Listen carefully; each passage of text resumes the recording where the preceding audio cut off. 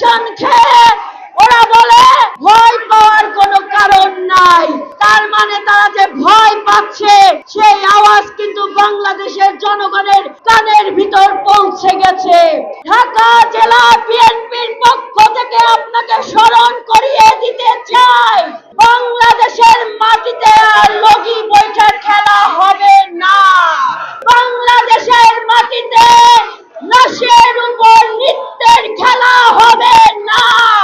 বাংলাদেশের মাটিতে ধানের শীষে ভোট দেওয়ার কারণে আর কোন মা বোনকে তার স্বাধীনতা হরণ করতে দেওয়া হবে না। এই বাংলাদেশের মাটিতে জনগণের গণতান্ত্রিক অধিকার, সাংবিধানিক অধিকার, জনগণের ভোটের অধিকারকে হরণ করে দিনের ভোট রাতে হতে সেই খেলা আপনাদের খেলতে দেয়া হবে না। আমরা ঢাকা জেলা বিএনপির পক্ষ থেকে আপনাদেরকে বলে দিতে চাই, আলটিমেটাম দিতে চাই, আজকের এই সমাবেশ, যে সমাবেশ আপনারা গত 25 তারিখে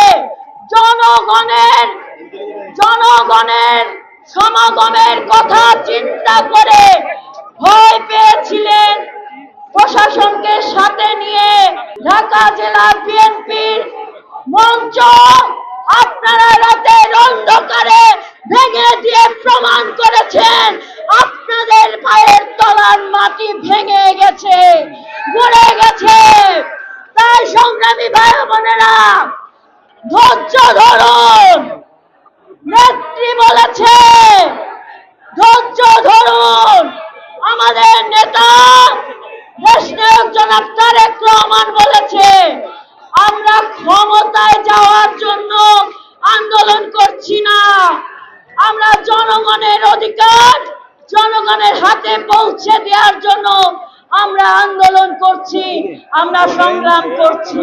ভাই বোনেরা, আপনারা দেখেন, আমি হাসমতুল্লাহ নবী ভাইকে দেখছি, উনি ওনার নেতা কর্মী বসায় দেওয়ার জন্য মাঠে অবস্থান করছে।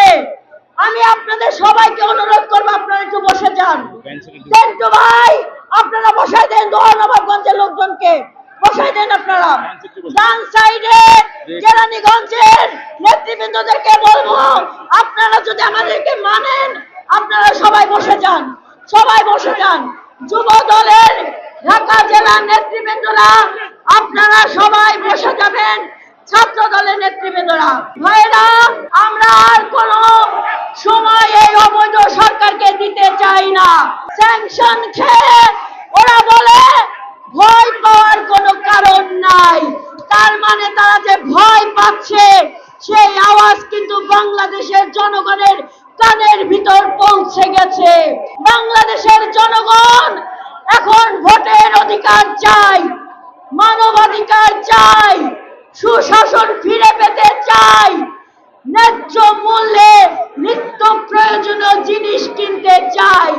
কিন্তু এই অবৈধ সরকার তাদের সিন্ডিকেট বাহিনী, তাদের লুটপাট বাহিনী, তাদের ধ্বংসদের দিয়ে বাংলাদেশের সকল অপকর্ম অপপ্রচার চালিয়ে আজকে প্রত্যেকটি সাংবিধানিক প্রতিষ্ঠান উপর যে স্যাংশন নেমে এসেছে, যে ভিসা নীতি এসেছে, এটা খুবই দুঃখজনক। বাংলাদেশের ললাটে তারা কলঙ্কের তিলক এঁকে দিয়েছে।